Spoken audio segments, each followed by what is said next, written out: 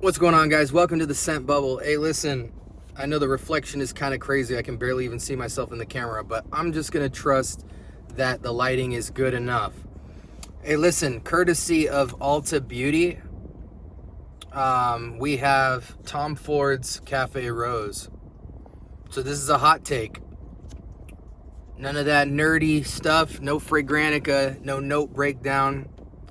Just Tom Ford, Cafe Rose, and my nose. I know you like that.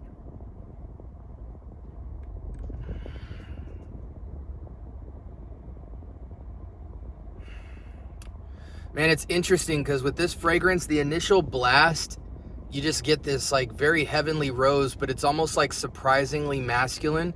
I think for nose connoisseurs, it's masterfully and perfectly unisex. But I'm struck with the thought on initial blast on this test strip of, oh wow, I'm surprised how manly this feels. It's like that perfect balance between sweet and almost this like aquatic vetiver-ish, like soapy clean vetiver aquatic style sitting behind it. This is such a tricky fragrance though, because on the power scale, it's probably only like a 4 out of 10. On initial blast, it feels more like a 6 out of 10 in terms of pungency. But I've had this now for about 10 minutes. And it starts to die down. And this is some of the psychology of what I'm thinking through. On one hand, the rose dies down significantly, where you're not getting that light, airy, petally rose. It leans more into like the aquatic, slightly green, vetiver-ish aromatic. So in that sense, it almost dries down to like a cool water feel. And I know that's gonna sound crazy because this is a Tom Ford fragrance, and as soon as you guys hear that, you're gonna say, oh my gosh, not worth the money. Which you're valid in that thought, but I have to be honest with like how I feel. The initial blast of rose that I got is not there still. Now, could it do different things on skin versus the test strip? Absolutely. But I think it's significant enough to question if the rose aspect of this fragrance stays the star of the show or even remains on skin after about an hour of decent projection.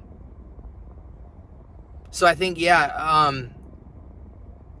once all the hype dies down, and this is the most critical thing about a fragrance, it becomes less about this kind of aromatic, sweet, incense, slightly rose petal, light aromatic, and dries down to this kind of like earthy, watery, slightly green, aquatic fragrance, mimicking like a cool water. To me, Davidoff's cool water, which is unfortunate, right? Because when you pay that much money, you need a fragrance that not necessarily is beast mode, but its DNA holds up, because that's why you're spending the extra price point, for the DNA itself. And so when you have a fragrance that changes into something else, it can be questionable as to whether or not it's worth the price point, especially when it changes into a fragrance that you can get right now for $10 to $20. So my initial thoughts when I first smelled it was, wow, this is incredible. This is nice. This is surprisingly, I don't know about masculine leaning, but masculine enough for me.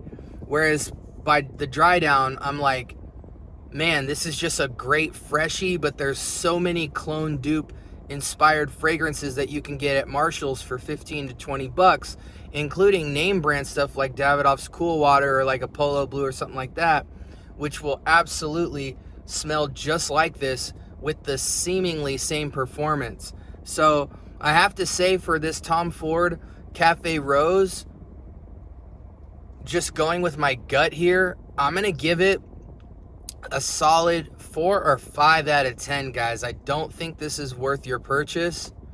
Man, if that opening blast stayed with the fragrance, we'd be having a whole different conversation, because that initial blast had me in heaven. I would have given it about a 9 on initial blast, but once it settled down, man, all of the unique life of this DNA seems to be just about gone, and what you're left with is a very generic DNA that, though it stays on skin, is not going to give you nearly the amount of signature as the initial blast proposes.